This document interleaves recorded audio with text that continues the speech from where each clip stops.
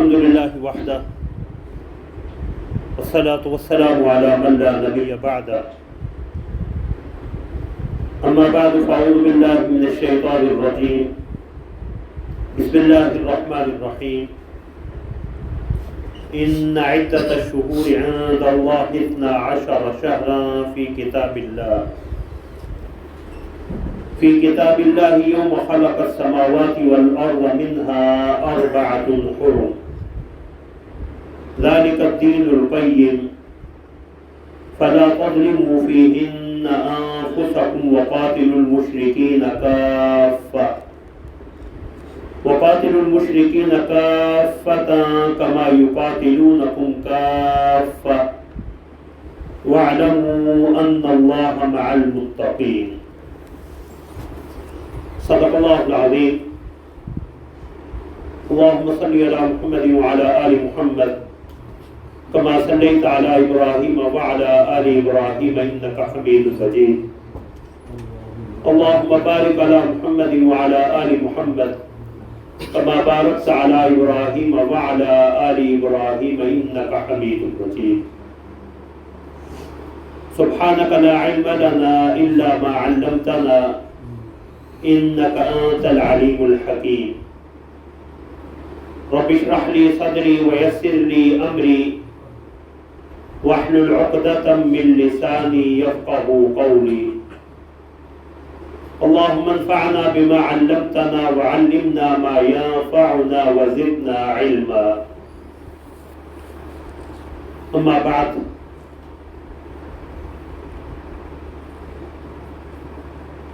اللہ رب العزت کے فضل و کرم سے ہم اپنی اس حیات مستعار میں ایک مرتبہ پھر ہجری سال کے اختتام اور اگلے ہجری سال کے آغاز کے دوراہے پہ کھڑے ہیں۔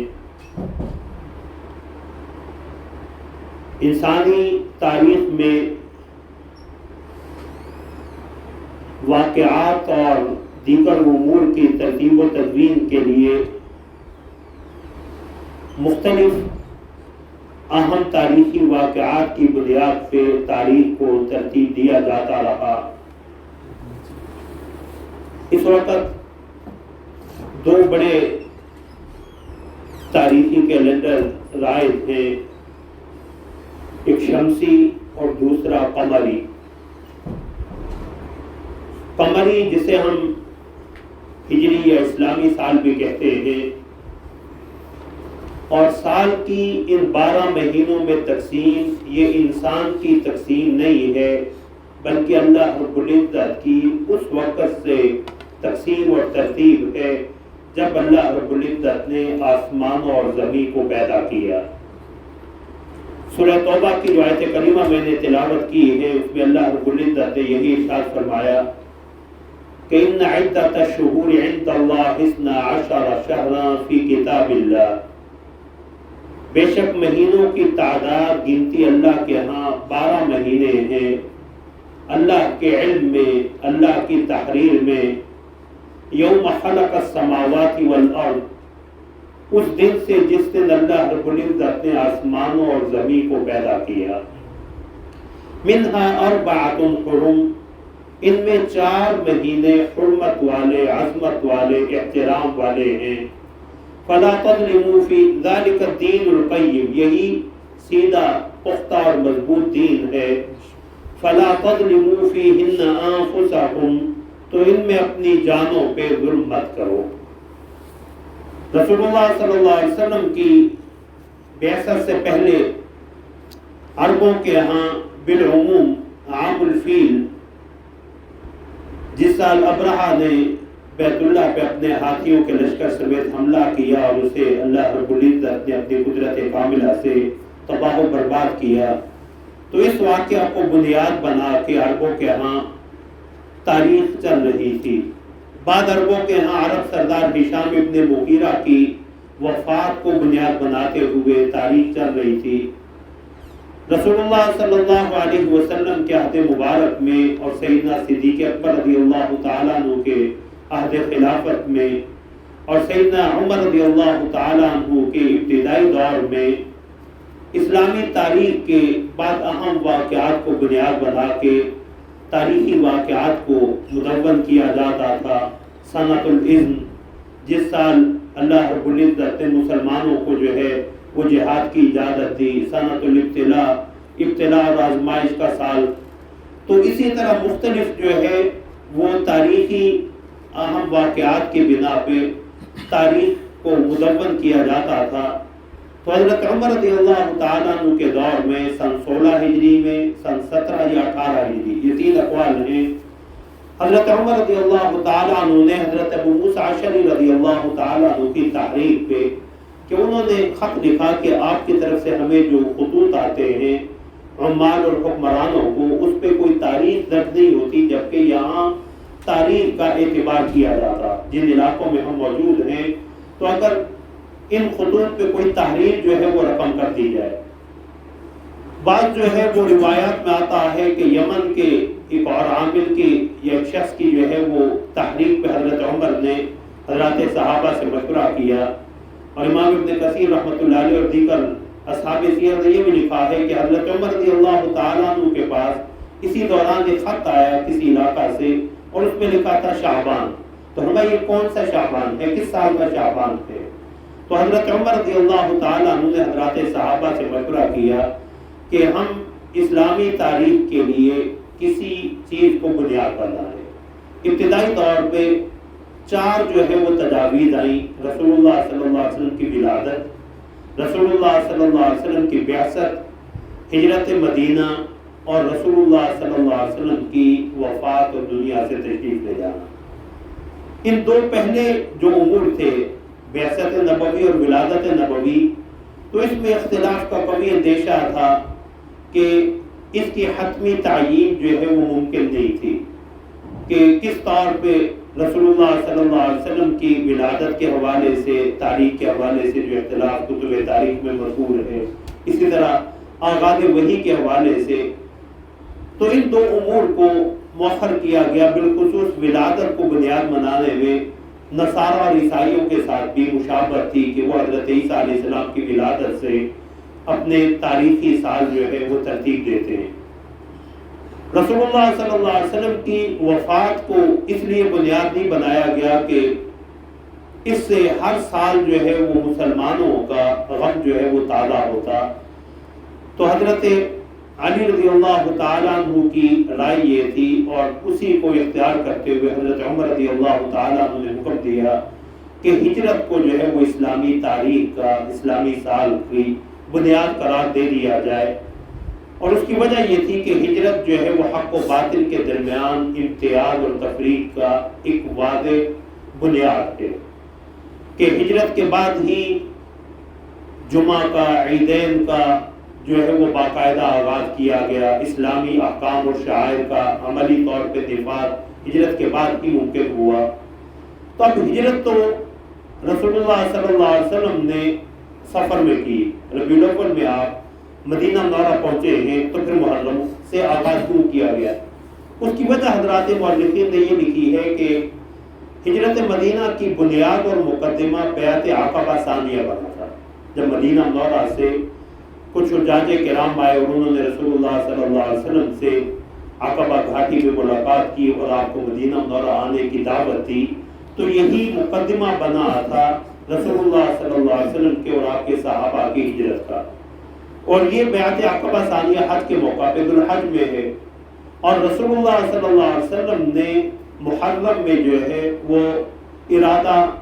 کر لیا، عزم کر لیا ہجرت کرنے کا۔ سفر میں آپ نے اپنے صحابہ کو پہلے اجازت دے دی، سفر میں آپ نے خود جو ہے وہ ہجرت فرمائی۔ تو جو بیعت عقبہ ثانیہ اور ہجرت کا ارادہ اور عزم تھا، اس کے درمیان جو پہلا چاند طلوع ہوا ہے وہ محرم کا، تو اس لیے محرم کو جو ہے وہ آغاز بنایا گیا کہ یہ ہجرت مدینہ کے مقدمہ عقبہ ثانیہ کے بعد، بیعت عقبہ ثانیہ کے بعد پہلا چاند تھا جو طلوع ہوا۔ حضرت عثمان رضی اللہ تعالیٰ عنہ کی رائے بھی یہی تھی کہ محرم سے آغاز کیا جائے، کہ ہم ہجرت مدینہ کو بنیاد بنائیں لیکن سال کا آغاز محرم سے کریں، اور اس کی تین وجوہات انہوں نے بیان کی۔ پہلی وجہ یہ کہ یہ اشہر حرم میں سے ہے، 4 جو حرمت والے مہینے ہیں ان میں سے۔ دوسری وجہ یہ کہ رسول اللہ صلی اللہ علیہ وسلم نے ہجرت کی اجازت جو ہے وہ دے دی تھی محرم کے مہینے میں، اور آپ نے ہجرت کا ارادہ جو ہے وہ ظاہر کر لیا تھا، اور اسی کو بنیاد بناتے ہوئے حضرت عثمان نے دوسری وجہ یہ بیان کی کہ عرب بالعموم سال کا آغاز محرم سے ہی کرتے ہیں، کہ عربوں کے ہاں یہ مہینے پہلے سے رائج تھے تو ان کے ہاں محرم سے ہی سال کا آغاز سمجھا جاتا۔ تیسری وجہ یہ کہ اس مہینہ میں حجاج کرام فریضہ حج کی ادائیگی کے بعد جو ہے وہ واپس آتے ہیں، گویا ان کی روحانی زندگی کا ایک نیا جنم ہوتا ہے، جسے رسول اللہ صلی اللہ علیہ وسلم نے فرمایا کہ جو شخص بیت اللہ کا حج کرے اور حج کے منافی کوئی کام نہ کرے فلم یرفث ولم یفسق رجع کیوم ولدتہ امہ، ایسے واپس آتا ہے جیسے آج اس کی ماں نے اسے جنم دیا ہو۔ اور اس کی تائید جو ہے وہ ان روایات سے بھی ہوئی جس میں رسول اللہ صلی اللہ علیہ وسلم کے صحابی جلیل حضرت عبداللہ بن عباس رضی اللہ تعالی عنہ نے والفجر، قرآن کریم میں جو والفجر سورہ فجر کی ابتدائی آیت کریمہ ہے اس کی تفسیر میں یہ لکھا کہ فجر سے مراد محرم کے مہینے کی پہلی فجر مراد ہے، محرم کے مہینے کی، تو گویا محرم کے مہینے کی پہلی فجر کی قسم چونکہ خود اللہ نے اٹھائی ہے، تو اس لیے حضرات صحابہ نے ہجرت مدینہ کو بنیاد بنایا اسلامی تاریخ کا، اور محرم کے مہینے کا اس کے لیے انتخاب کیا۔ اور محرم کے انتخاب میں ایک اور وجہ یہ بھی ہو سکتی ہے کہ یہ 4 جو حرمت والے مہینے ہیں ان میں سب سے زیادہ فضیلت والا مہینہ بھی رسول اللہ صلی اللہ علیہ وسلم نے محرم کو قرار دیا۔ یہ 4 مہینے حضرت ابوبکر رضی اللہ تعالیٰ عنہ کی حدیث صحیح بخاری اور صحیح مسلم کی رسول اللہ صلی اللہ علیہ وسلم نے حجۃ الوداع کے موقع پہ جو ارشاد فرمایا ان الزمان قد استدار كهيئته يوم خلق الله السماوات والارض، کہ آج جو ہے وہ زمانہ اپنی اسی اصل شکل اور حیت پہ واپس لوٹ آیا ہے جس پہ اللہ رب العزت نے آسمان اور زمین کو تخلیق کیا۔ کہ عرب جو ہے وہ مہینوں کی تقدیم و تاخیر کرتے رہتے تھے، اگر کوئی جنگ چل رہی ہوتی تو کہتے تھے اس دفعہ سفر پہلے آ جائے گا محرم بعد میں آئے گا، تو مہینوں کی تقدیم و تاخیر ان کے ہاں چل رہی تھی۔ لیکن جس سال رسول اللہ صلی اللہ علیہ وسلم نے فریضہ حج ادا کیا اس سال ہر مہینہ اپنی اصل جگہ پہ تھا، تو اسے آپ نے فرمایا کہ مہینہ اپنی اسی حیت اور شکل پہ واپس آ گیا ہے جس پہ اللہ رب العزت نے اسے پیدا کیا تھا۔ اور میں السنۃ 12 شہرا، سال 12 مہینوں پہ مشتمل ہے، منہا 4 حرم، جن میں 4 حرمت والے ہیں، 3 متوالیات اور متتالیات، 3 پے در پے ہیں، 3 پے در پے ہیں، ذو القعدہ وذو الحجۃ والمحرم، ذو القعدہ، ذو الحج اور محرم، ورجب مضر الذی بین جمادہ و شعبان، اور جمادہ ثانیہ اور شعبان اور اس کے درمیان آنے والا مہینہ رجب، جمادہ الاخری اور شعبان کے درمیان آنے والا رجب جو ہے،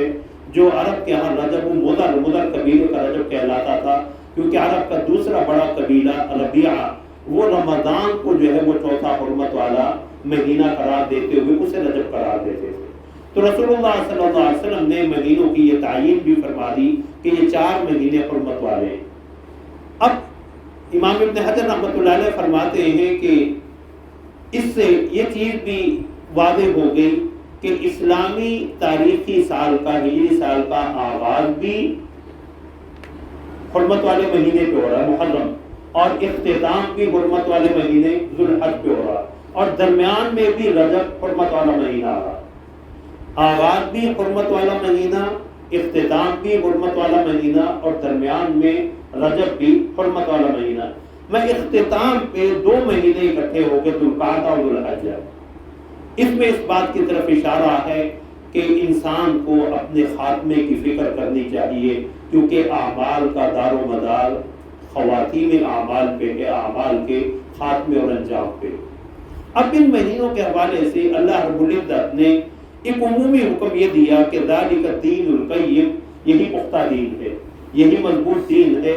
فلا تظلموا فیہن انفسکم، تو ان میں اپنی جانوں پہ ظلم مت کرو۔ اب ان میں اپنی جانوں پہ ظلم نہ کرو، امام قرطبی رحمۃ اللہ علیہ فرماتے ہیں کہ اللہ کی نافرمانی جو در حقیقت انسان اپنی جان پہ ظلم کرتا ہے یہ تو سال بھر حرام ہے۔ تو ان 4 مہینوں کے حوالے سے بطور خاص کیوں فرمایا گیا؟ فرمایا یہ ایسے ہی ہے جیسے اللہ رب العزت نے ارشاد فرمایا کہ الحج اشہر معلومات، حج مقرر اور معلوم مہینے ہیں، فمن فرض فیہن الحج فلا رفث ولا فسوق ولا جدال فی الحج، تو جو حج کی نیت کر لے، حج اپنے اوپر لازم کر لے، تو نہ تو وہ جنسی شہوت کے کو کام کرے، نہ جو ہے وہ اللہ کی کو نافرمانی کرے، نہ فحش جھگڑے۔ ہمیں یہ تینوں چیزیں یہ تو عام دنوں میں بھی حرام ہے، ناجائز جگہ پہ اپنی شہوت پوری کرنا، مسلمانوں سے جھگڑنا، اللہ کی نافرمانی کرنا۔ تو حج کے مہینوں میں اس کی بطور خاص حرمت اس لیے کہ حج میں ان چیزوں کا ارتکاب حج کی برکات کو مٹا دیتا ہے یا بعض حالات میں حج کو ضائع کر دیتا ہے۔ تو فرمایا اسی طرح اللہ رب العزت نے ان حرمت والے مہینوں کے حوالے سے بطور خاص فرمایا کہ امام ابن رجب حنبلی رحمۃ اللہ علیہ نے لکھا ہے کہ جن اوقات مقدسہ یا مقامات مقدسہ میں کسی عمل کا اجر بڑھ جاتا ہے ان میں اللہ کی نافرمانی کا وبال اور سنگینی بھی بڑھ جاتی ہے۔ تو اس لیے اللہ نے بطور خاص جو ہے فرمایا فلا تظلموا فیہن انفسکم، لیکن حضرت عبداللہ بن عباس رضی اللہ تعالی عنہما کا ایک قول حضرات مفسرین نے ذکر کیا ہے کہ فلا تظلموا فیہن انفسکم، اس سے مراد سارے کے سارے 12 مہینے، الاثنی عشر شہرا، کہ اللہ نے حکم یہ دیا ہے کہ یہ 12 کے 12 مہینے میرے مقرر کردہ ہیں، لہذا ان میں اپنی جانوں پہ ظلم نہ کیا کرو۔ اب ان حرمت والے مہینوں میں محرم سے آغاز کی ایک وجہ حضرات مورخین نے، مفسرین نے، محدثین نے یہ بھی لکھی ہے کہ رسول اللہ صلی اللہ علیہ وسلم نے محرم کے مہینے کو افضل ترین مہینہ قرار دیا، ان 4 حرمت والے مہینوں میں سے بہتر مہینہ قرار دیا۔ حضرت امام نسائی رحمۃ اللہ علیہ نے حضرت ابو ذر رضی اللہ تعالیٰ عنہ کی حدیث ذکر کی ہے کہ میں نے رسول اللہ صلی اللہ علیہ وسلم سے پوچھا ای اللیل خیر و ای الاشہر افضل، رسول اللہ رات کا کون سا حصہ سب سے بہتر ہے اور مہینوں میں کون سا مہینہ سب سے افضل ہے؟ تو رسول اللہ صلی اللہ علیہ وسلم نے فرمایا خیر اللیل جوفہ، رات کا بہترین حصہ اس کا درمیانی حصہ ہے، یعنی جس شب کے بعد رات کا آخری پہر جو ہے یہ افضل ترین، جو تہجد کے وقت ہے یہ سب سے افضل حصہ، اور میں کہ وہ افضل الاشہر، اور سب مہینوں میں سے زیادہ فضیلت والا مہینہ شہر اللہ المحرم، شہر اللہ الذی تدعونہ المحرم، وہ اللہ کا وہ مہینہ ہے جسے تم محرم کہتے ہو۔ یہ حدیث حضرت ابو ہریرہ رضی اللہ تعالیٰ عنہ سے بھی مروی ہے، حضرت جندب بن سفیان رضی اللہ تعالیٰ عنہ سے بھی کتب حدیث میں مذکور ہے اور صحیح حدیث ہے۔ اور اس کی تائید صحیح مسلم کی حضرت ابو ہریرہ رضی اللہ تعالیٰ عنہ کی اس حدیث سے بھی ہوتی ہے کہ رسول اللہ صلی اللہ علیہ وسلم نے فرمایا کہ افضل الصیام بعد رمضان صیام شہر اللہ المحرم، کہ رمضان کے بعد سب سے زیادہ فضیلت والے روزے اللہ کے مہینے محرم کے روزے، اور بہترین و افضل الصلاۃ بعد الفریضۃ صلاۃ اللیل، اور بہترین نماز نفلی نماز فرائض کے بعد سب سے زیادہ فضیلت والی نماز جو ہے وہ تہجد کی نماز ہے۔ تو اس سے معلوم ہوا کہ یہ جو آنے والا مہینہ ہے یہ اس اعتبار سے بھی اہم ہے کہ یہ حرمت والے 4 مہینوں میں زیادہ جو ہے وہ اہمیت کا حامل ہے۔ اب شہر اللہ، اللہ کا مہینہ، اللہ کا مہینہ، یہ اس مہینے کی شرف اور فضیلت کی دلیل ہے کہ اللہ نے مہینے تو سارے اللہ کے ہیں لیکن اللہ نے بطور خاص اس کی اپنی طرف نسبت کی، جیسے ناقۃ اللہ، اللہ کی اونٹنی، حضرت صالح علیہ السلام کی اونٹنی ہوتی ہیں تو ساری اللہ نے بنائی، لیکن بطور خاص اسے ناقۃ اللہ، بیت اللہ، ساری مساجد اللہ کا گھر ہے، لیکن اللہ رب العزت نے کعبہ کو بطور خاص اپنا گھر قرار دیا، اور یہی اللہ رب العزت نے، بندے ہم سارے اللہ کے ہیں لیکن اللہ اپنے انبیاء کرام کی عبودیت کاملہ کو اظہار کرنے کے لیے انہیں کہتے ہیں ہمارا بندہ، تو یہ اللہ رب العزت اس مہینے کی فضیلت کو مزید اجاگر کرنے کے لیے اسے رسول اللہ نے شہر اللہ، اللہ کا مہینہ قرار دیا۔ دوسری وجہ حضرات محدثین نے اس کی یہ لکھی ہے اس میں اس بات کی طرف اشارہ ہے کہ محرم کی یہ حرمت اور عظمت اور احترام اللہ نے مقرر کی ہے، لہذا کسی انسان کو اس میں تبدیلی یا اس کی جو ہے وہ حرمت کو ختم کرنے کا اختیار حاصل نہیں ہے۔ اب یہ تقسیم جو اللہ رب العزت نے مہینوں کی اور اللہ رب العزت نے ہمیں جو کامل و اکمل دین دیا، اس میں آغاز بھی حرمت والا مہینہ اور اختتام بھی حرمت والا مہینہ۔ ہم اس وقت ایک حرمت والے مہینے ذوالحج کے اختتام پہ ہیں، اور چند دنوں بعد انشاءاللہ اگلا حرمت والا مہینہ محرم، جسے رسول اللہ نے شہر اللہ کا مہینہ قرار دیا ہے، اس کا آغاز ہونے والا۔ اب ان احادیث مبارکہ سے یہ چیز بھی ثابت ہوتی ہے کہ محرم کا یہ احترام اور عظمت اللہ رب العزت نے آسمانوں اور زمین کی تخلیق کے وقت سے مقرر کر رکھی ہے۔ اس کا تعلق اسلامی تاریخ کے کسی خاص واقعہ یا حضرت حسین رضی اللہ تعالیٰ عنہ ان کے ساتھیوں کی مظلومانہ شہادت کے ساتھ نہیں ہے، کیونکہ رسول اللہ صلی اللہ علیہ وسلم کی دنیا سے تشریف لے جانے کے تقریباً آدھی صدی بعد حضرت حسین رضی اللہ تعالیٰ عنہ کی شہادت کا واقعہ پیش آیا ہے، تو وہ واقعہ جو رسول اللہ کے دنیا سے تشریف لے جانے کے 50 سال بعد پیش آ رہا ہو، اسے اس جو ہے وہ اہمیت والے مہینے کی بنیاد قرار نہیں دیا جا سکتا۔ ہاں یہ ضرور کہا جا سکتا ہے کہ اللہ رب العزت نے حضرت حسین رضی اللہ تعالیٰ عنہ کو یہ شرف اور سعادت بخشی ہے کہ اللہ نے ان کی شہادت کے لیے 10 محرم کے دن کا انتخاب کیا۔ تو 10 محرم میں حضرت حسین کی شہادت ان کے شرف اور سعادت کی باعث ہے، نہ کہ شہادت حسین 10 محرم یا محرم کے مہینے کی فضیلت کا سبب ہے۔ اب اس مہینے کے حوالے سے چند اہم شرعی احکام ہیں۔ پہلا حکم تو سنن ترمذی میں رسول اللہ صلی اللہ علیہ وسلم کا معمول ملتا ہے کہ رسول اللہ صلی اللہ علیہ وسلم قمری مہینوں کے دیکھنے کا اہتمام کیا کرتے تھے، کہ رسول اللہ صلی اللہ علیہ وسلم ہر قمری مہینہ میں چاند دیکھنے کا اہتمام کرتے، کیونکہ بہت سے امور جو ہے اس کی بنیاد شریعت کے بہت سے امور، روزوں کی بنیاد، حج کی بنیاد، بلوغت کا اعتبار، اسی طرح زکوٰۃ کی جو ہے وہ فرضیت کے لیے سال کا گزارنا، اس کی بنیاد یہ کی قمری مہینے، اور اسی کو بنیاد بناتے ہوئے ایک اور شرعی حکم اس سے جو اخذ ہوتا ہے کہ ہمیں بھی ان مہینوں کا اہتمام ضرور کرنا چاہیے،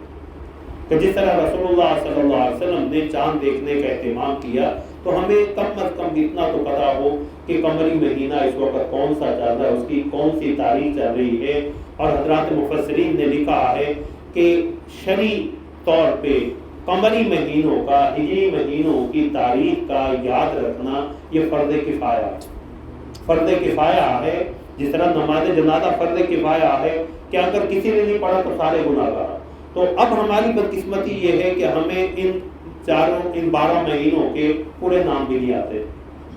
کہ ہم میں سے اللہ ماشاءاللہ ہمارے بچوں میں، نوجوانوں میں بھی انہیں جو ہے وہ شمسی مہینوں کے نام تو آتے ہیں کیونکہ وہی استعمال ہو رہے ہیں، لیکن محرم، صفر، ربیع الاول، ربیع الثانی، جمادی الاولی، جمادی الثانیہ، رجب، شعبان، رمضان، شوال، ذوالقعدہ اور ذوالحج یا ذوالحجہ، یہ نام بھی ہمارے بچوں کو یا بڑوں کو بھی اللہ ماشاءاللہ یاد نہیں ہے۔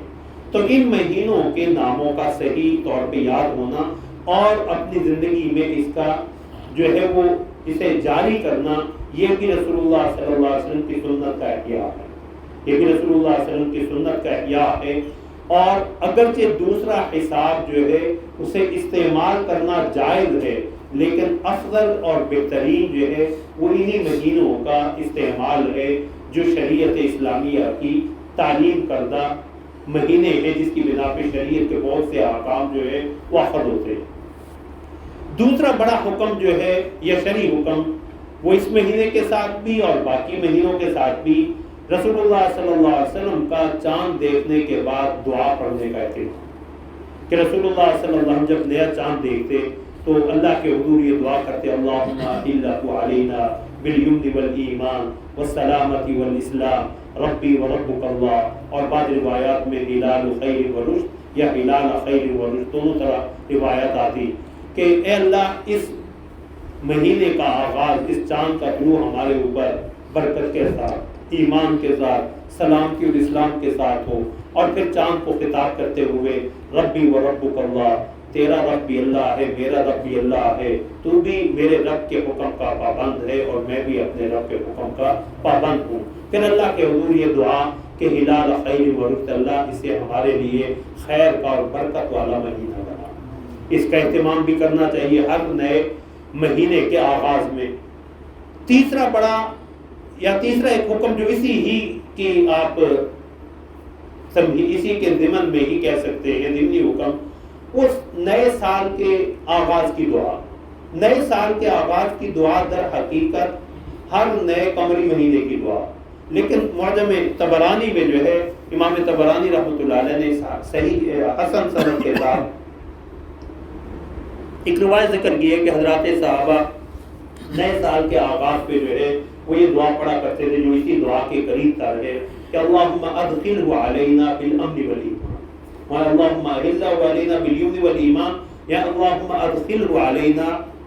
بالامن والایمان، اللہ اس نئے سال کو ہمارے اوپر امن کے ساتھ، ایمان کے ساتھ، والسلامت والاسلام، سلامتی اور اسلام کے ساتھ جو ہے وہ داخل فرما، ورضوان من الرحمن وجوار من الشیطان۔ اس میں اضافہ ہے کہ یا اللہ یہ جو نیا سال شروع ہو اس میں ہمیں رب رحمان کی رضا اور خوشنودی حاصل ہو، اور اس میں ہم شیطان اور اس کے وساوس سے ہمیں محفوظ کر دیا جائے۔ تو یہ دعا بھی، اس کا پڑھنا بھی جو ہے وہ ثابت ہے، لیکن اگر وہی جو مہینے کے آغاز کی دعا پڑھ لی جائے تو اس دعا کا بدل وہ ہو جاتی، کیونکہ وہ ہر مہینے کی مسنون دعا جو اکثر کتب حدیث میں ہے تو اسے پڑھ لیا جائے تو اس دعا کا بھی مقصد پورا ہو جاتا۔ تو پہلا چاند دیکھنے کا اہتمام اور فرض کفایہ کے طور پہ اسے قمری مہینوں کو یاد رکھنا اور اسے اپنی زندگی میں تجویز دینا۔ دوسرا، نیا چاند دیکھنے کی دعا یا سال کے آغاز میں، اور یہاں سال کا آغاز جو ہے وہ محرم ہے، تو اس دعا کا ایک انتظام کر لینا یا اسی نئے چاند کی دعا کو پڑھ لیا جائے تو اس سنت پہ بھی عمل ہو جائے۔ چوتھا بڑا حکم جو محرم کے ساتھ خاص ہے وہ محرم کے نفلی روزے، محرم کے نفلی روزے ہیں کہ محرم کے نفلی روزوں میں پورا مہینہ رسول اللہ صلی اللہ علیہ وسلم نے فرمایا کہ یہ اللہ کے ہاں رمضان کے بعد سب سے بہترین اور افضل روزے اللہ کے مہینے محرم کے روزے۔ حضرت ابو ہریرہ رضی اللہ تعالیٰ عنہ کی حدیث صحیح مسلم کی کہ رسول اللہ صلی اللہ علیہ وسلم کہ افضل الصیام بعد رمضان شہر اللہ محرم، کہ رمضان کے بعد سب سے افضل روزے اللہ کے مہینے محرم کے روزے ہیں، اور نفلی نمازوں میں سب سے زیادہ افضل نماز جو ہے وہ نماز تہجد ہے، صلاۃ اللیل ہے، یا صلاۃ المرء فی جوف اللیل، رات کے آخری پہر میں انسان کا اللہ کے حضور اٹھ کے نماز پڑھنا۔ تو نفلی روزے رمضان کے علاوہ اس مہینے میں بکثرت رکھنے چاہیے، لیکن یکم محرم کے روزے کی کوئی فضیلت رسول اللہ صلی اللہ علیہ وسلم سے ثابت نہیں ہے۔ عمومی طور پہ یکم محرم کا روزہ رکھا جا سکتا ہے، لیکن اس کی کوئی خصوصی فضیلت نہیں ہے۔ اس حوالے سے جتنی بھی روایات ذکر کی جاتی ہیں وہ ساری کی ساری خود ساختہ اور منفرد ہیں۔ تو لیکن ان نفلی روزوں میں بطور خاص جو ہے 10 محرم کا روزہ جسے عاشورہ، اس حوالے سے جو ہے رسول اللہ صلی اللہ علیہ وسلم سے کئی احادیث مذکور ہیں۔ صحیح مسلم کی روایات کا چند کا میں حوالہ دے دیتا ہوں۔ سید عائشہ رضی اللہ تعالیٰ عنہ فرماتی ہیں کہ رسول اللہ صلی اللہ علیہ وسلم مکہ مکرمہ میں رسول اللہ صلی اللہ علیہ وسلم بھی 10 محرم کا روزہ رکھتے تھے، اور عرب بھی، مشرکین کا بھی، وہ بھی اس روزے کا اہتمام کیا کرتے تھے۔ اور جب رسول اللہ صلی اللہ علیہ وسلم ہجرت کر کے مدینہ منورہ آ گئے تو آپ نے بطور خاص جو ہے وہ 10 محرم کے روزے کا جو ہے وہ حکم دیا، اور بعض روایات میں یہ ہے کہ رمضان کی فرضیت سے پہلے 10 محرم کا روزہ واجب تھا۔ تو رسول اللہ صلی اللہ علیہ وسلم اس کا جو ہے وہ روزے کا حکم دیا، لیکن جب رمضان کے روزے فرض ہوئے تو رسول اللہ صلی اللہ علیہ وسلم نے فرمایا کہ جو چاہے روزہ رکھے، جو چاہے چھوڑ دے، لیکن اس کی فرضیت اور وجوب جو ہے وہ ختم ہو گئی، نفلی حیثیت پھر بھی برقرار رہے گی۔ چنانچہ حضرت جابر بن سمرہ رضی اللہ تعالیٰ عنہ فرماتے، صحیح مسلم ہی کی حدیث ہے کہ نبی صلی اللہ علیہ وسلم ہمیں 10 محرم کے روزے کی بڑی ترغیب دیا کرتے تھے، اور اس حوالے سے جو ہے آپ ہمیں پوچھا بھی کرتے تھے کہ تم نے اس کا روزہ رکھا ہے یا نہیں رکھا۔ اور حضرت ابو قتادہ رضی اللہ تعالیٰ عنہ کی حدیث صحیح مسلم جی کی، جس پہ رسول اللہ صلی اللہ علیہ وسلم نے 10 محرم کے روزے کی خصوصی فضیلت یہ بیان فرمائی کہ یہ تکفر السنہ التی قبلہ، کہ 10 محرم کا روزہ ایک گزشتہ سال کے گناہوں کی معافی کا ذریعہ بن جاتا ہے، اس سے اللہ گزشتہ سال کے گناہوں کو معاف فرما دیتے ہیں۔ اور یہ چیز بارہا بیان ہو چکی ہے کہ فضائل کی جن احادیث میں گناہوں کی معافی کا ذکر ہے اس سے صغیرہ گناہ مراد ہیں، کبیرہ گناہ بغیر سچی توبہ کے اور حقوق العباد بندوں کے حقوق کی ادائیگی کے بغیر معاف نہیں ہوتے۔ اسی طرح جو حقوق اللہ بندے کے ذمے ہیں، سابقہ سال کی زکوٰۃ نہیں دی ہوئی، نمازیں چھوڑی ہوئی ہیں، حج فرض ہے، وہ ادا نہیں کیا ہوا، تو جب تک ان حقوق کو ادا نہیں کرتا صرف معافی مانگنے سے وہ معاف، استغفار سے معاف نہیں ہوتے جب تک حقوق کی ادائیگی اور کبائر پہ توبہ یہ کبیرہ گناہوں کے لیے ضروری۔ تو رسول اللہ صلی اللہ علیہ وسلم نے فرمایا کہ مجھے اللہ کے ہاں امید ہے کہ یہ ایک گزشتہ سال کے گناہوں کی معافی کا ذریعہ بن جائے گا۔ اسی حوالے سے ایک طویل حدیث حضرت عبداللہ بن عباس رضی اللہ تعالیٰ عنہما کی بھی ملتی ہے کہ رسول اللہ صلی اللہ علیہ وسلم مکہ مکرمہ میں بھی 10 محرم کا روزہ رکھتے تھے۔ جب آپ ہجرت کر کے مدینہ منورہ آئے تو آپ نے یہاں بھی اس کے روزے کا اہتمام کیا، تو رسول اللہ صلی اللہ علیہ وسلم کو یہ بتایا گیا کہ یہود بھی اس دن کا روزہ رکھتے ہیں اور اس دن کی تعظیم کرتے ہیں، اور اس کی وجہ یہ ہے کہ اس دن اللہ رب العزت نے حضرت موسیٰ علیہ السلام اور بنی اسرائیل کو فرعون اور آل فرعون کے مظالم سے نجات دی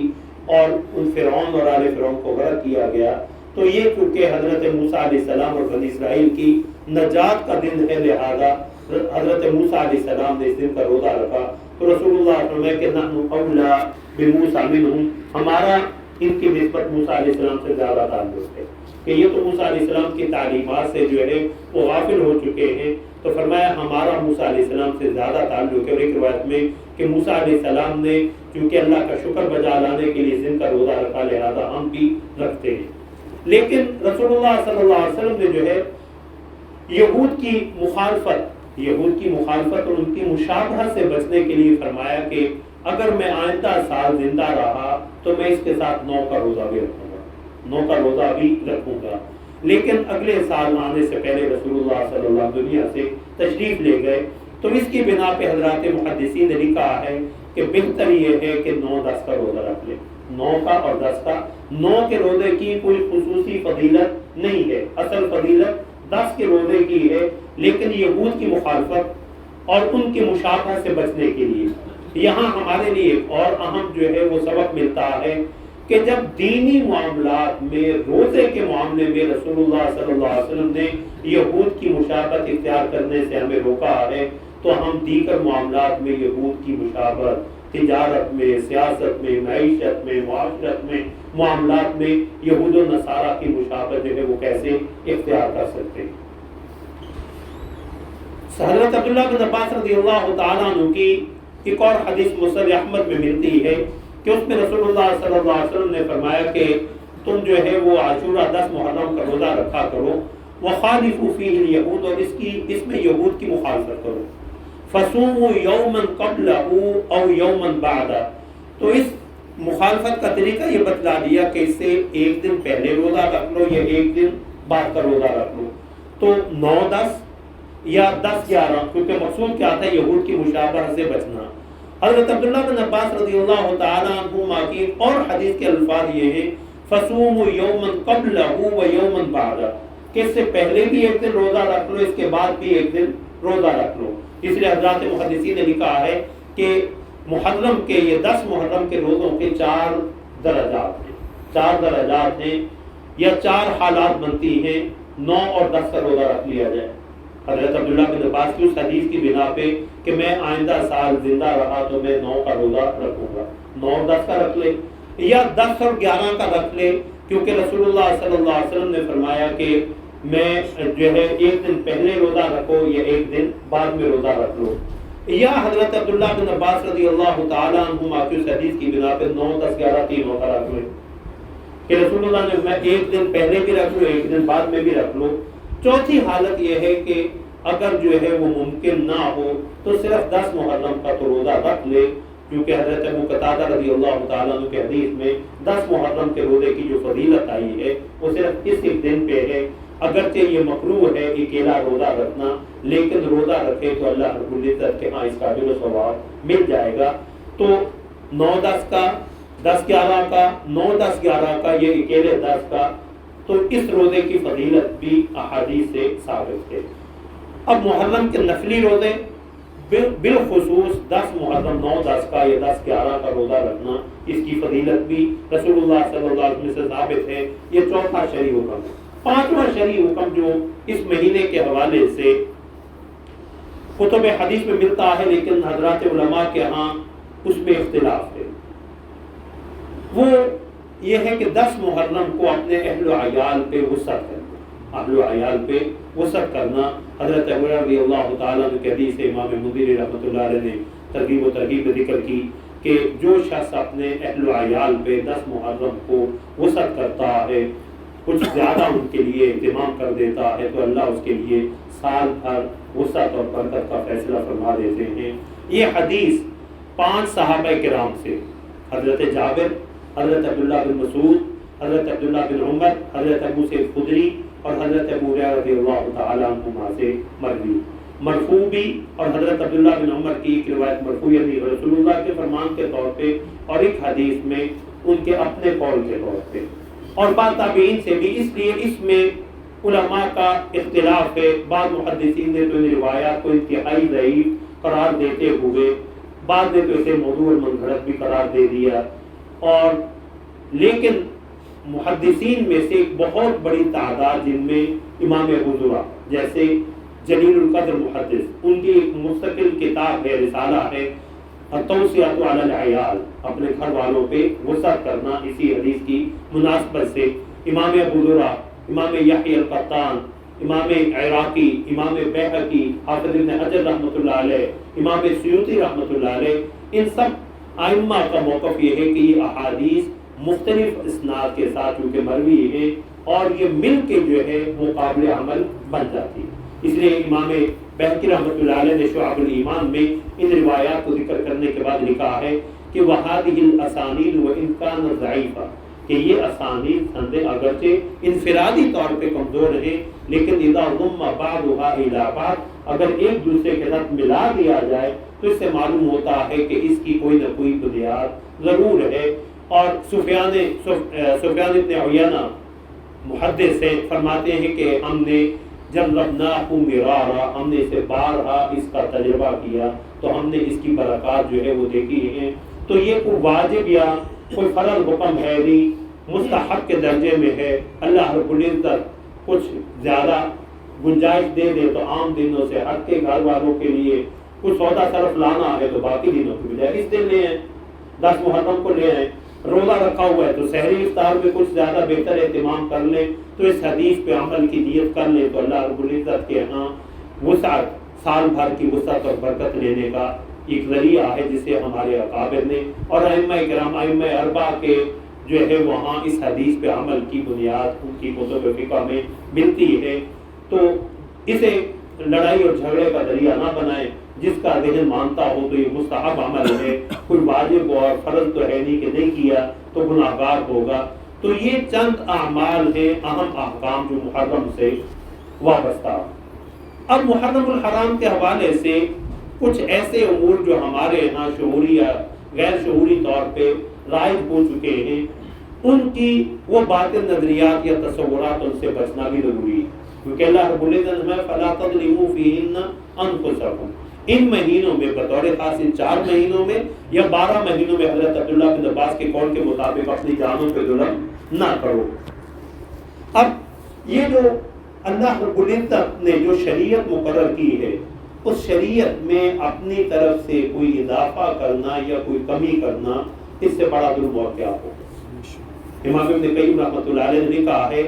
کہ بدعت ایک ایسا گناہ ہے کہ جس سے معاذ اللہ توبہ کی توفیق کم ہی ہوتی ہے. اس کی وجہ یہ بتلائی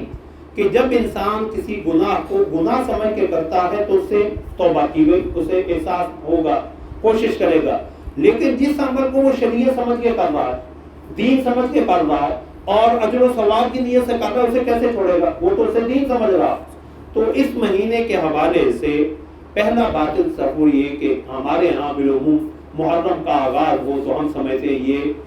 کوئی سوگ کا مہینہ ہو، اسے سوگ کے مہینے کے طور پہ، غم کے مہینے کے طور پہ جو ہے شعوری یا لاشعوری طور پہ ہمارے ہاں یہ ایک تصور پایا جاتا ہے۔ اور اس میں پھر جو ہے رسول اللہ صلی اللہ علیہ وسلم نے تو اسے افضل مہینہ قرار دیا، حرمت والے 4 مہینوں میں بھی رسول اللہ نے افضل مہینہ قرار دیا۔ اور امام ابن کثیر رحمۃ اللہ علیہ نے بڑے احسن انداز میں یہ لکھا ہے کہ کچھ لوگ حضرت حسین رضی اللہ تعالیٰ عنہ کی شہادت کی بنا پہ اس مہینے کو سوگ کا مہینہ قرار دیتے ہیں۔ فرمایا کہ اگر جو ہے وہ شہادت کی بنا پہ یہ مہینہ سوگ کا مہینہ ہوتا تو حضرت علی جو بالاتفاق حضرت حسن سے زیادہ افضل ہے،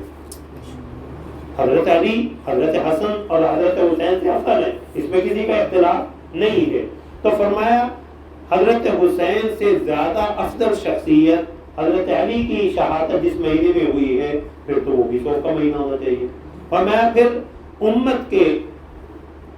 جو متفق اہل سنہ کا موقف ہے، اور صحیح بخاری میں بھی حضرت عبداللہ بن عمر رضی اللہ تعالیٰ عنہ کی حدیث ہے کہ کنا لا نعدل بابی بکر احدا، کہ ہم حضرت ابو بکر کے برابر حضرات صحابہ میں کسی کو بھی نہیں گردانتے تھے، پھر اس کے بعد ہم حضرت عمر، پھر حضرت عثمان، اور اس کے بعد ہم صحابہ میں درجہ بندی نہیں کرتے تھے، چھوڑ دیتے تھے اسے۔ تو ان 3 صحابہ کی افضلیت پہ تو صحیح بخاری میں حضرت عبداللہ بن عمر کا یہ قول موجود ہے۔ تو امام ابن کثیر نے اسی کو بنیاد بناتے ہوئے فرمایا کہ حضرت عمر حضرت علی سے زیادہ افضل ہے۔ تو اگر جو ہے وہ حضرت عمر رضی اللہ تعالیٰ عنہ کی شہادت کو بنیاد بنا کے سوگ، تو پھر سوگ کی وجہ حضرت عمر کی شہادت ہونی چاہیے تھی، نہ کہ حضرت حسین کی۔ اور فرمایا پھر اس سے بڑھ کے کائنات کی سب سے افضل ترین ذات حضرت محمد الرسول اللہ صلی اللہ علیہ وسلم جس مہینے میں دنیا سے تشریف لے گئے، جس دن میں دنیا سے تشریف لے گئے، فرمایا اگر اسے شرم سوگ کا مہینہ قرار دینا ہوتا تو پھر تو ربیع الاول کو محرم کا جو سوگ کا مہینہ، غم کا مہینہ قرار دیا جاتا، جو امت کے لیے سب سے بڑا صدمہ، سب سے بڑا صدمہ امت کے لیے رسول اللہ صلی اللہ علیہ وسلم کے دنیا سے تشریف لے جانا۔ تو فرمایا اللہ نے یہ بنیاد نہیں رکھی۔ اور پھر حضرات علماء نے لکھا ہے کہ اگر شہداء کی فہرست کو دیکھا جائے تو پھر تاریخ اسلامی کا کوئی دن اور کوئی مہینہ خالی نہیں جاتا۔ اور سوگ کے لیے بھی شریعت نے حدود مقرر کی۔ صحیح بخاری اور صحیح مسلم ہی کی حدیث ہے، سیدہ ام حبیبہ رضی اللہ تعالی عنہ رسول اللہ صلی اللہ علیہ وسلم کی زوجہ محترمہ ہیں۔ تو ان کے والد ابو سفیان رضی اللہ تعالی عنہ کا جب انتقال ہوا تو 3 دن گزرنے کے بعد انہوں نے خوشبو منگوائی، اور خوشبو منگوانے کے بعد ایک دوشیدہ، ایک باندی یا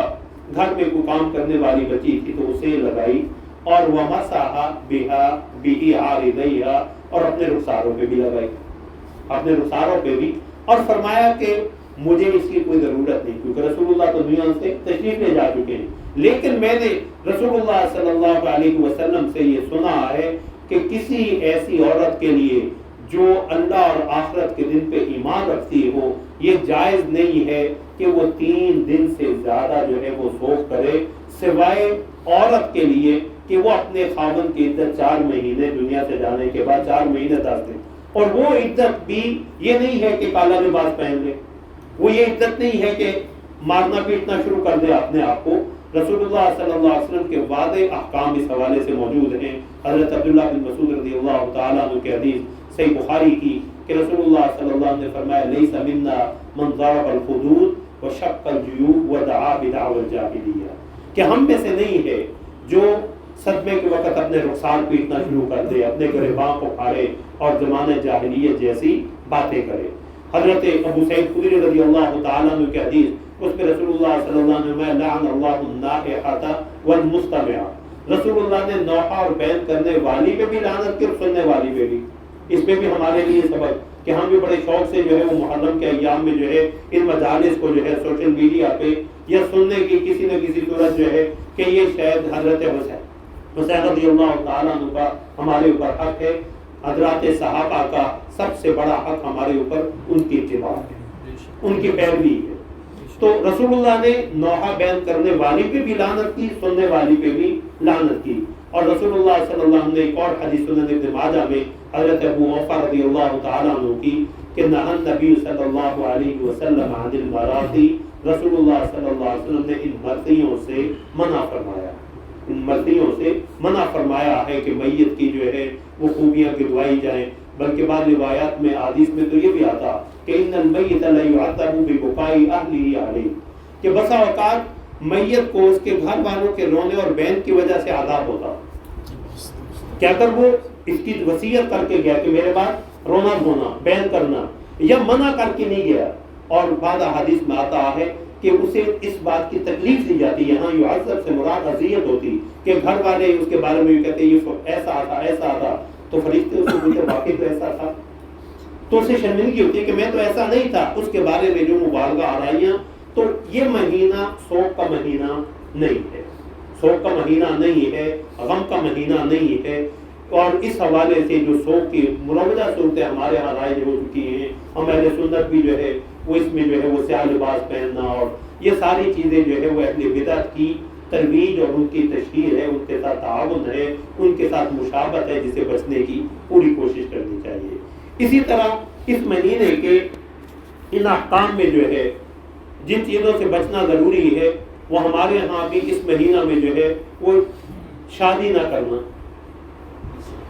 یا خوشی کی کوئی تقریبات نہ کرنا. ہم دکانوں پہ افتتاح نہیں کرتے، کاروبار کا کوئی نیا کاروبار تو کہتے ہیں محرم گزرنے دو یا کم از کم 10 دن گزرنے دو، جسے رسول اللہ بہترین ایام قرار دے رہے ہیں اور حرمت والے مہینوں میں بھی افضل مہینہ قرار دے رہے، تو اس سے نحوست والا سمجھنا یہ از خود بے برکتی کو دعوت دینا. یہ اللہ نے جن ایام میں فضیلت اور برکت رکھی ہے ان کی فضیلت سے محروم ہونا ہے. اور خود حضرت علی اور حضرت فاطمہ رضی اللہ تعالی عنہ کے نکاح کے حوالے سے اس بات پہ تو مورخین کے اتفاق ہے کہ ان کی شادی سن 2 ہجری میں ہوئی. مہینوں میں اختلاف ہے، محرم صفر ربیع الاول تینوں قول موجود ہیں. امام ابن عساکر رحمۃ اللہ علیہ نے تاریخ مدینہ دمشق میں اس چیز کو ترجیح دی ہے، اور اسی کو امام طبری رحمۃ اللہ علیہ نے اپنی تاریخ میں بھی ذکر کیا کہ حضرت علی اور حضرت فاطمہ کی شادی محرم کے مہینے میں ہوئی. تو اس کا کوئی جو ہے وہ اس مہینے میں جو ہے وہ شادی کی تقریبات یا خوشی کی تقریبات منعقد نہ کرنا، اس کا بھی کوئی شرعی جواز موجود نہیں ہے. شریعت نے جو چیزیں ہمیں دی ہیں فلا تظلموا فیہن انفسکم، سب سے بڑا حکم تو یہ ہے کہ اللہ کی نافرمانی سے اپنے آپ کو بچائیں، اور بدعات کی ترویج یا بدعات کو اپنانے سے بڑھ کے اللہ کی بڑی نافرمانی اور اپنی جانوں پہ ظلم اور کیا ہوگا. تو شریعت نے جن چیزوں کو مقرر کیا ہے انہیں جو ہے وہ اپنانے کی کوشش کریں. نیا چاند نکلے تو نیا چاند دیکھنے کا اہتمام، قمری مہینوں کو جو ہے وہ یاد رکھنے، اسے اپنی زندگی میں جہاں شمسی مہینے ہیں اس کے ساتھ قمری مہینوں کی تاریخ بھی لکھ لی جائے تاکہ سنت کا احیاء ہو. اسی طرح نئے سال کی دعا جو در حقیقت نئے مہینے کے چاند کی دعا ہے اس کا اہتمام کر لیا جائے. محرم میں نفلی روزوں کا جس کا اللہ توفیق دے اہتمام کر لیں، نہیں تو 9 10 11 یا 9 10 11 ان ایام کا یا ایام تشریق کا 13 14 15 جو رسول اللہ کا عام معمول تھا. سوموار جمعرات رسول اللہ صلی اللہ علیہ وسلم کا ماہانہ جو معمول تھا جمعے کے دن جو مہینے کے روزے رکھنے کا، کہ آپ ہر ہفتہ وار جمعرات اور سوموار کے روزے کا اہتمام فرماتے، تو نفلی روزوں کا اہتمام کر لیا جائے. اللہ رب العزت توفیق دے تو کسی قدر اپنے گھر والوں پہ وسعت کر دی جائے. اس کے علاوہ باقی جو ہمارے ہاں چیزیں رائج ہو چکی ہیں، نہ تو یہ کوئی سوگ کا مہینہ ہے، نہ یہ کوئی غم کا مہینہ ہے، نہ اس میں خوشی کی تقریبات، کوئی تقریب جو ہے وہ منع ہے، تو یہ ساری چیزیں جو ہے ہماری خود ساختہ بنائی ہوئی ہیں. حضرت حسین رضی اللہ تعالیٰ عنہ کی شہادت بلا شبہ تاریخ اسلامی کا ایک سیاہ باب ہے، ایک المناک واقعہ ہے، لیکن محرم کی فضیلت اور محرم کی جو ہے حرمت کا تعلق اس واقعہ کے ساتھ نہیں ہے. اللہ رب العزت نے تو ان 4 مہینوں کی حرمت آسمان و زمین کی تخلیق کے وقت سے مقرر کی، اور دین رسول اللہ صلی اللہ علیہ وسلم پہ آپ کی زندگی میں مکمل ہوا. اليوم اکملت لکم دینکم واتممت علیکم نعمتی ورضیت لکم الاسلام دینا. رسول اللہ صلی اللہ علیہ وسلم پہ کامل کیے گئے دین میں اپنی طرف سے ان باطل تصورات اور نظریات کا جو ہے وہ اضافہ کرنا، یہ از خود جو ہے وہ اپنے عمل کو اور اپنے ایمان کو جو ہے وہ ضائع کرنے کے مترادف ہے۔ تو اللہ رب العزت ہمیں اس مہینے کی، آنے والے مہینے کی قدر و منزلت کو جاننے کی اور اس کے حوالے سے تیاری کرنے کی۔ ایک آخری چیز جو ہے کہ ہماری زندگی کا ایک سال، قمری سال ختم ہو رہا اور اگلا سال شروع ہو رہا، یہ وقت احتساب ہے کہ ہم دیکھیں ہم نے گزشتہ سال کیا جو ہے وہ کھویا ہے، کیا پایا۔ حضرت عبداللہ بن مسعود رضی اللہ تعالیٰ عنہ فرمایا کرتے تھے کہ مجھے سب سے زیادہ افسوس اس دن پہ ہوتا ہے جس میں میں اپنی نیکیوں میں کوئی اضافہ نہ کر سکوں، جس میں اپنی نیکیوں میں کوئی اضافہ نہ کر سکوں۔ ہم دیکھیں کہ ہم نے گزشتہ سال